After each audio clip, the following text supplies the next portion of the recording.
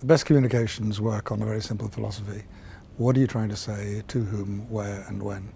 And the technology is, the technology of communication, the speed of communication, social media, the way that all of that has changed so much doesn't change the fundamentals. Social media gets its authority from the vacuum left by big business, which hasn't been clear about what it wants to communicate. All the existing surveys that I've looked at show an increasing decline in trust among big business and major organisations. You've got to look at all the media, and I think in a sense the role of research is to understand how traditional media are working differently as they evolve, and as social media come on board, what are they actually taking away from traditional media, or what are they doing to complement it? What we do, and which others don't, is to focus on the strategy and to make sure that the tools are appropriate for the purpose.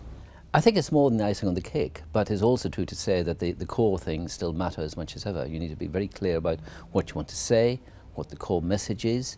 You need to say it on the basis of a good understanding of where your audiences are, and you need to be able to focus very clearly on then the process of delivering those messages as effectively as possible. So to that extent, it hasn't changed, but the scope, the scale, the complexity has changed, I think, quite significantly because of what's happened with new media. The majority of us still get our main news from the broadcast media, and I think that's always going to be the case. It's very easy to make assumptions of how these different media work, but those assumptions need to be challenged, and that's one thing that research can do extremely well.